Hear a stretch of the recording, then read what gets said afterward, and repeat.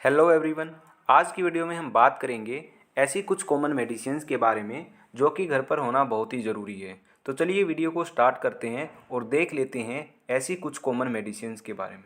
देखिए, सबसे पहले जो मेडिसिन आती है वो आती है पैरासीटामोल।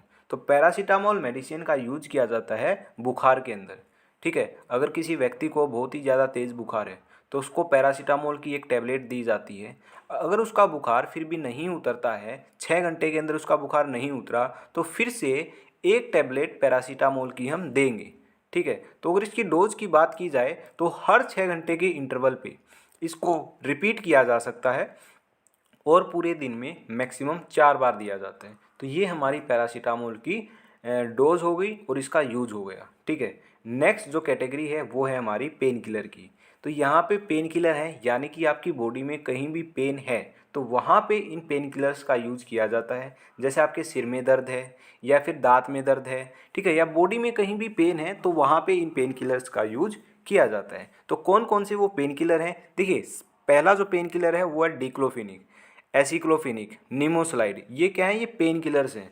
ठीक है, ये जो पेन किलर्स हैं ये पैरासीटामोल के कॉम्बिनेशन के साथ भी आते हैं। क्योंकि पैरासीटामोल के कॉम्बिनेशन के साथ क्यों दिया गया है? क्यों, देखिए, पैरासीटामोल जो है ये दोनों ही प्रॉपर्टी रखता है अपने पास। ये एंटीपायरेटिक भी है और एनाल्जेसिक भी है। एंटीपायरेटिक का मतलब ये है कि बुखार को भी उतारता है और एनाल्जेसिक का मतलब है कि पेन में भी ये रिलीफ प्रोवाइड करता है। ठीक है, तो दोनों ही प्रॉपर्टी होने के कारण अगर हम डिक्लोफिनिक या पेन किलर के साथ इनका कॉम्बिनेशन देते हैं तो यहाँ पे बेस्ट रिजल्ट देखने को मिलता है। ठीक है, कुछ और मैं आपको पेन किलर बताता हूँ। जैसे डिस्प्रिन सुना होगा आपने, ठीक है, उसके अंदर साल्ट होता है एस्प्रिन, तो वो भी पेन किलर है। ब्रूफेन सुना होगा आपने, वो भी पेन किलर है। अब क्या होगा, ब्रूफेन है, एस्प्रिन है और ये निमोसलाइड है, ये आप अवॉइड कीजिए। ये पेन किलर आपको नहीं लेने हैं। अगर आपके सिर में दर्द है या मान लिया आपके दांत में दर्द है तो आपको क्या करना है, आपको डिक्लोफिनिक या फिर एसिक्लोफिनिक, इन दोनों में से कोई भी एक टैबलेट लेनी है। ठीक है, सबसे जो बेस्ट और सेफ पेन किलर है वो या तो डिक्लोफिनिक है या एसिक्लोफिनिक है। ठीक है, तो जितने भी पेन किलर बताए इन सब में से सेफ मैंने आपको बता दिए। अब देखिए, नीमोसलाइड क्यों अवॉइड करना है? नीमोसलाइड क्या है? ये हिपेटोटॉक्सिसिटी कोज करता है, यानी कि लीवर पर ज़्यादा डैमेज करता है। अगर ज़्यादा यूज कर रहा है कोई भी व्यक्ति निमोसलाइड का तो उसका लीवर डैमेज होने का खतरा है। ठीक है, इसलिए मैं बोल रहा हूँ निमोसलाइड को अवॉइड करना है। ठीक है, एस्प्रिन क्यों अवॉइड करना है? देखिए, जो एस्प्रिन है वो आपके अंदर, शरीर के अंदर जो प्लेटलेट होती है ना, उनकी संख्या कम कर देता है। ठीक है, तो प्लेटलेट काउंट को डिक्रीज कर देता है, इसलिए एस्प्रिन नहीं देना चाहिए। अब एस्प्रिन किसको देना चाहिए? जो भी हार्ट पेशेंट होते हैं ना, उनको एस्प्रिन दिया जाता है। ठीक है, अब वहाँ पे जो मान लिया हार्ट पेशेंट है कोई भी, तो उनको फिर डिक्लोफिनिक और एसिक्लोफिनिक ये पेन किलर बंद किए जाते हैं। तो हार्ट पेशेंट में तो डिक्लोफिनिक और एसिक्लोफिनिक बंद किया जाएगा, क्योंकि इससे क्या होता है, वहाँ पे उनका स्ट्रोक का खतरा, दिल का दौरा पड़ने का खतरा बढ़ जाएगा। एसिक्लो अगर डिक्लो देंगे तो पेन किलर देंगे, वहाँ पर फिर एस्प्रिन देंगे, क्योंकि वहाँ पे एस्प्रिन क्या करेगा, खून को पतला रखेगा। ठीक है, वहाँ पे फिर बेस्ट कंडीशन होगी हार्ट पेशेंट के लिए, वहाँ पे स्ट्रोक का खतरा बहुत ही कम हो जाएगा। इसलिए पेन किलर हार्ट पेशेंट में तो एस्प्रिन दिया जाता है। अगर कोई हार्ट पेशेंट नहीं है तो वहाँ पे फिर एस्प्रिन अवॉइड करना चाहिए, क्योंकि ये प्लेटलेट काउंट को कम कर देगा। इसलिए अगर कोई व्यक्ति जो बिल्कुल स्वस्थ है और कभी कभार उसको पेन हुआ है पूरी बॉडी में कहीं भी, तो डिक्लो और एसिक्लो यूज करिए, सबसे बेस्ट है। ठीक है, और ब्रूफेन भी अवॉइड करिए। ठीक है, जहाँ तक हो उसके अवॉइड करना है। अगर घर में कोई भी मेडिसिन है ही नहीं, केवल ब्रूफेन है, ठीक है, और आपके सिर में बहुत ही ज़्यादा दर्द हो रहा है तो तब ले लीजिए, कोई दिक्कत वाली बात नहीं है। एक टैबलेट मतलब 1 या 2 बार इमरजेंसी यूज़ में आप ले ले सकते हो, वहाँ पे कोई दिक्कत वाली बात नहीं है, लेकिन रेगुलर यूज़ में कभी भी नहीं लेके आना है। ठीक है, ना ही ब्रूफेन, ना ही एस्प्रिन, ना ही निमोसलाइड। डिक्लो और एसिक्लो लीजिए, लेकिन ये भी बिल्कुल रेगुलर मत लीजिए। ठीक है, क्योंकि इससे भी जहाँ तक पॉसिबल होना मेडिसिन लीजिए ही मत। ठीक है, वो आपके लिए सबसे बेस्ट है। ठीक है, अगर फिर भी बहुत ज़्यादा दर्द है, ठीक है, आउट ऑफ कंट्रोल है, तो वहाँ पे आप इन पेन किलर्स का यूज कर सकते हो। तो ये थी पेन किलर के बारे में कुछ जानकारी। तो नेक्स्ट जो मेडिसिन है, जो कैटेगरी है, वो है स्टमक पेन की। अगर पेट के अंदर दर्द है तो तब कौन सी मेडिसिन लेंगे? तब यहाँ पे 3 मेडिसिन है, या तो डाइसाइक्लोमाइन ले सकते हो, ये भी पेट दर्द को ठीक कर देगी, ठीक है। या फिर मेफेनिक एसिड और डाइसाइक्लोमाइन, इन दोनों का कॉम्बिनेशन आता है मेफ्टालसपास से, या फिर ये ले सकते हो एक टैबलेट, ठीक है। या फिर ड्रोटीन ले सकते हो, ड्रोटीन के अंदर साल्ट होता है ड्रोटावेरिन।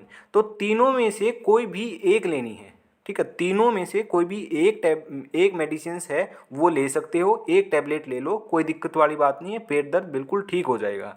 जो ये डाइसाइक्लोमाइन है, जो ये ड्रोटीन है, ये ऐठन अगर हो रही है ना पेट में, ऐठन की वजह से पेट में दर्द है तो ये ठीक कर देगी। अगर गैस की वजह से पेट में दर्द है तो अगर आप ये मेडिसिन लोगे तो कोई भी आपको रिलीफ नहीं मिलने वाला है। इसलिए अगर गैस की वजह से पेट में दर्द है तो वहाँ पे रेंटिडीन या फिर पेंटोप्रोजोल वो काम करेंगी। अगर ऐठन हो रही है पेट में, ठीक है, तो वहाँ पे फिर डाइसाइक्लोमाइन या मेफ्टालसपास या ड्रोटीन, जिसके अंदर ड्रोटावेरिन साल्ट होता है, तब ये यूज करनी है, ठीक है। तो पेट के दर्द के अंदर ये मेडिसिन यूज की जाती है। तीनों में से कोई भी एक मेडिसिन आप ले सकते हो, ठीक है। नेक्स्ट जो है वो है डाइजीन। डाइजीन सिरप कब यूज किया जाएगा? अगर पेट के अंदर जलन हो रही है बहुत ज़्यादा तो वहाँ पे डाइजीन सिरप ले सकते हो, तो इससे बहुत आराम मिलता है और बहुत ही ज़्यादा फेमस है ये डाइजीन, ठीक है। आपने बहुत काफ़ी टाइम देखा होगा ऐड के अंदर भी, टीवी के अंदर। नेक्स्ट जो कैटेगरी है वो हमारी आती है वोमिटिंग की और गैस की। तो वोमिटिंग के अंदर कौन सी दवाई लेनी है और गैस के अंदर कौन सी दवाई लेनी है? नोजिया या वोमिटिंग है। देखिए, वोमिटिंग का मतलब होता है उल्टी आना, नोजिया का मतलब है फील ऑफ वोमिटिंग, यानी कि उल्टी आ नहीं रही है, उल्टी जैसा लग रहा है कि उल्टी आएगी, तो उसको नोजिया बोलते हैं। अगर नोजिया या वोमिटिंग है तो वहाँ पे ओंडेनसेट्रोन या डोमपेरिडोन, दोनों में से कोई भी एक टैबलेट ले सकते हो, ठीक है। देखिए, डोमपेरिडोन जो टैबलेट है उसकी अगर डोज की बात करूँ तो जो डोमपेरिडोन है वो आपको लेनी है 20 mg, ठीक है। दिन में 3 बार ले सकते हो, तो 20 mg की टैबलेट आती है, तो एक बार आप ले सकते हो। और पूरे दिन की बात करूँ तो मैक्सिमम 3 बार ले सकते हो, ठीक है। तो ये इसकी डोज की बात है। और या तो इसको खाना खाने के बाद लो या फिर खाना खाने से पहले लो, कोई दिक्कत वाली बात नहीं है। वैसे ही डोमपेरिडोन है, इसको भी खाना खाने के बाद या खाना खाने से पहले ले सकते हो, ठीक है। और ये भी आपकी उल्टी को ठीक कर देगी। अगर इसकी डोज की बात करूँ तो 4 mg की टैबलेट आती है, ठीक है। दिन में 1 या 2 बार ले सकते हो, तो उल्टी के अंदर आपको आराम मिल जाएगा। ओंडेनसेट्रोन या डोमपेरिडोन में से कोई भी एक मेडिसिन आपको लेनी है अगर नोजिया या वोमिटिंग है तो, ठीक है। तो यहाँ पे मैंने आपको इसका यूज़ और डोज बता दी है। देखिए, अब जो ओंडेनसेट्रोन और डोमपेरिडोन है या फिर कोई भी कॉन्स्टिपेशंस की दवाई है, अगर किसी को पेप्टिक अल्सर है, ठीक है, अगर कोई पेशेंट है जिसको पेप्टिक अल्सर है यानी कि पेट के अंदर छाले हैं, तो तब ये जो मेडिसिन है ये यूज नहीं की जाती है, ओके। नेक्स्ट जो कैटेगरी है वो है गैस वाली। उसके अंदर रेंटिडीन और पेंटोप्रेजोल, इन दोनों मेडिसिन में से कोई भी एक मेडिसिन दी जाती है। रेंटिडीन और पेंटोप्रेजोल दोनों ही बेस्ट मेडिसिन होती हैं गैस के लिए, ठीक है। अगर इनकी मैं डोज की बात करूं तो रेंटिडीन है, एसिलोक नाम से आती है ये, ठीक है, बहुत ही ज़्यादा फेमस ब्रांड नेम है, रेंटेक, जेंटेक और एसिलोक, ओके। तो 150 mg की ये टैबलेट आती है, इसको दिन में 2 बार ले सकते हो, ठीक है। और लेना किस तरीके से है? रेंटिडीन और पेंटोप्रेजोल दोनों ही जो टैबलेट है ना वो खाना खाने से पहले लेनी है, यानी खाली पेट लेनी है। और कैसे लेनी है? जैसे कि अगर आपने ये जो टैबलेट है ना, रेंटिडीन या फिर पेंटोप्रेजोल, दोनों में से एक टैबलेट लेनी है, खाना खाने से पहले लेनी है और 1 घंटे पहले लेनी है, ठीक है। यानी कि जैसे ही आपने रेंटिडीन या पेंटोप्रेजोल ली तो उसके 1 घंटे बाद आपको खाना नहीं खाना है। इसका मतलब ये है खाना खाने से 1 घंटा पहले लेनी है, तब ये बहुत ही अच्छे से काम करेंगी। तो इस बात का आपको बहुत ही अच्छे तरीके से ध्यान रखना है।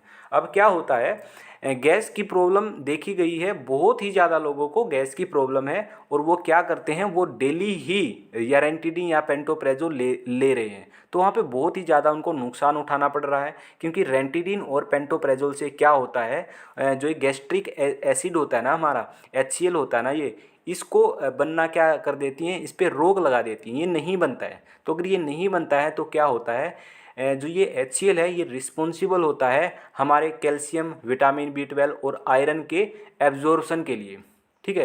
तो इस वजह से क्या होता है, जो रेगुलर बेस पर ये दवाई ले रहा है ना, तो उनके अंदर कैल्शियम की कमी हो जाएगी, आयरन और विटामिन B12 की कमी हो जाएगी। अगर कैल्शियम की कमी हो जाएगी तो हड्डियाँ कमज़ोर हो जाएंगी, ठीक है। अगर विटामिन B12 और आयरन की कमी होगी तो वहाँ पे फिर खून की कमी हो जाएगी। तो इसलिए जो गैस की दवाई है वो रेगुलर बेस पर नहीं लेनी चाहिए, ठीक है। मैक्सिमम अगर मैं बात करूं तो 2 हफ्ते से ज़्यादा तो कभी भी ये जो दवाई है ये नहीं लेनी चाहिए, क्योंकि आपको नहीं पता है इनके क्या क्या साइड इफ़ेक्ट हो सकते हैं। इसलिए कोई भी दवाई, केवल रेंटिडीन की बात नहीं कर रहा मैं, रेंटिडीन का तो मैंने आपको केवल एग्जाम्पल दिया है ताकि आप और भी दवाई रेगुलर बेस पर बिना डॉक्टर के सलाह के आप नहीं लो। अपने आप से कोई भी दवाई नहीं लेनी है आपको, ठीक है। देखिए आपको, देखिए फॉर एग्जांपल मैंने आपको बता ही दिया कि रेंटिडीन अगर आप ले रहे हो तो वहाँ पे खून की कमी भी होएगी, कैल्शियम की कमी भी होएगी। खून की कमी होएगी तो चक्कर आने लगेंगे, ठीक है, वो आपको पता ही है, कमजोरी होगी। कैल्शियम की कमी होगी तो हड्डियाँ भी कमज़ोर हो जाएंगी। तो इस वजह से इसका एग्जाम्पल मैं आप ले रहा हूँ, इसलिए मत लो, ठीक है। कोई भी जो मेडिसिन है वो रेगुलर बेस पर आप मत लो बिना डॉक्टर के प्रिस्क्रिप्शन के, ठीक है। तो ये जितनी भी दवाइयाँ मैं आपको बता रहा हूँ ना, ये कब लेनी है, ये 1 या 2 बार ले सकते हो आप, ओके। तो फिर आप डॉक्टर से मिलो। मान लिया आप घर पर हो, ठीक है, बाहर नहीं जा सकते और आपके पेट में दर्द हुआ या वोमिटिंग हो रही है, तो वहाँ पे आप 1 या 2 डोज ले लो, कोई दिक्कत वाली बात नहीं है। उसके बाद आप डॉक्टर से मिल लो। तो इसलिए मैं आपको ये इन्फॉर्मेशन दे रहा हूँ, ठीक है। तो आई होप आपको क्लियर हो गया होगा ये सब जो भी मैंने आपको बताया है, ठीक है। नेक्स्ट जो बात करते हैं वो बात करते हैं यहाँ पे रेंटिडीन की, शायद मैंने डोज बता दी। देखिए रेंटिडीन की दोबारा से डोज देख लेते हैं क्या डोज है। रेंटिडीन की जो डोज है वो है 150 mg, ठीक है। 150 mg की टैबलेट आती है, दिन में 2 बार आप ले सकते हो, कोई दिक्कत नहीं है। और पेंटोप्रेजोल 40 mg, ठीक है, दिन में केवल 1 बार ही लेनी है पेंटोप्रेजोल। ये खाली पेट के कैप्सूल इसको बोले जाते हैं, ओके। तो खाना खाने से जस्ट 1 घंटा पहले लेनी है, ओके। और उसके तुरंत बाद कुछ नहीं खाना है 1 घंटे तक। तो ये बेस्ट रिजल्ट आपको देखने को मिलेगा। तो नेक्स्ट जो बात करते हैं वो बात करते हैं लोप्रेमाइड और रेसिकाड्रोटिल की। ये क्या है, ये है डायरिया के अंदर यूज की जाती है। यानी कि अगर किसी व्यक्ति को दस्त लग गए हैं तब ये दोनों मेडिसिन है वो यूज की जाती हैं, ठीक है। सबसे जो बेस्ट मेडिसिन्स होती है दस्त की वो होती है रेसिकाड्रोटिल। लेकिन लोप्रेमाइड भी जो मेडिसिन है वो यूज़ की जाती है दस्त के अंदर। अब क्या होता है, जो लोप्रेमाइड होती है ना मेडिसिन्स होती है वो मतलब इतनी ज़्यादा बेस्ट नहीं है। रेसिकाड्रोटिल है वो सबसे ज़्यादा बेस्ट मेडिसिन है। अब इसकी डोज की अगर मैं बात करूं तो 6 साल से नीचे का कोई भी बच्चा है तो उसके अंदर जो लोप्रेमाइड है वो बिल्कुल भी नहीं देनी चाहिए, ठीक है। तो बिलो 6 ईयर लोप्रेमाइड नहीं देनी चाहिए। अगर 6 से 12 साल का बच्चा है, ठीक है, जिसकी एज 6 से 12 साल है, तो उसकी अगर डोज की बात करूँ तो उसको 2 mg, देखिए 2 mg की टेबलेट आ रही है तो वहाँ पे 2 mg उसको दे सकते हैं, ठीक है। और 12 साल से ऊपर का कोई भी बच्चा है तो उसको हम 4 mg दे सकते हैं, ठीक है। तो ये इसकी डोज की बात है लोप्रेमाइड, ओके। तो दस्त के अंदर इसको यूज किया जाता है और प्रेगनेंसी के दौरान ये टोटली अवॉइड की जाती हैं। दस्त के अंदर दोनों ही दवाइयाँ, रेसिकाड्रोटिल भी और लोप्रेमाइड भी, ठीक है। तो अगर दस्त लगे हुए हैं तो लोप्रेमाइड आप दे सकते हो। 6 साल से नीचे का बच्चा है उसको बिल्कुल भी नहीं दी जा सकती है, टोटली बैन है 6 साल के नीचे तक बच्चे में। रेसिकाड्रोटिल ये भी दस्त की होती है। अगर इसकी डोज की बात करूँ तो 100 mg, ठीक है, 100 mg का कैप्सूल आता है, दिन में आप 3 बार दे सकते हो, ओके। तो मैक्सिमम दिन में 3 बार दिया जाता है। 100 mg का ये कैप्सूल आता है, ठीक है। तो ये रेसिकाड्रोटिल है और लोप्रेमाइड है जो कि एंटी डायरियल है, यानी कि दस्त के अंदर इसको यूज किया जाता है, ठीक है। और दोनों में से बेस्ट की बात करूँ तो रेसिकाड्रोटिल बेस्ट है। इसलिए अगर घर में दोनों मेडिसिन है तो रेसिकाड्रोटिल लो, बिल्कुल सेफ है, बेस्ट है। अगर केवल लोप्रेमाइड है तो वहाँ पे आप लोप्रेमाइड ले सकते हो, ठीक है। 1-2 डोज ले सकते हो आप ताकि आपका जो दस्त है वो ठीक हो जाए, फिर आप डॉक्टर के पास जा सकते हो, ओके। और अगर दस्त के साथ साथ खून भी आ रहे हैं, ठीक है, ब्लड स्टूल आ रहा है, तो वहाँ पे फिर ये दोनों मेडिसिन आपको बंद कर देनी है, ठीक है। क्योंकि वहाँ पर आपको फिर इन्फेक्शन है तो वहाँ पे एंटीबायोटिक ली जाएंगी। एंटीबायोटिक में जैसे मेट्रिंडाजोल ली जाएगी, ठीक है, ओफ्लॉक्स ओजेड है वो ली जाएगी। क्योंकि वहाँ पे फिर आंत के अंदर है, पेट के अंदर वहाँ पे फिर इन्फेक्शन हो चुका है, इन्फेक्शन की वजह से आपको वो डायरिया हो रहा है। तो वहाँ पे फिर ये दोनों मेडिसिन आपको अवॉइड करनी पड़ेंगी, टोटली बंद करनी पड़ेंगी, ठीक है। तो ये हमारी कुछ डायरिया की मेडिसिन है। आई होप ये भी आपको क्लियर हो गया होगा। नेक्स्ट बात करते हैं कॉन्स्टिपेशंस के लिए।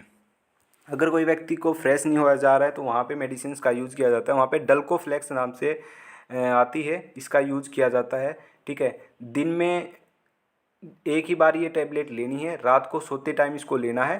ठीक है, तो वहाँ पे फिर कॉन्स्टिपेशन यहाँ पे ठीक हो जाती है। सबसे पॉपुलर ये जो ब्रांड नेम है ये डल्कोफ्लेक्स आता है, तो कॉन्स्टिपेशन में डल्कोफ्लेक्स का यूज किया जाएगा।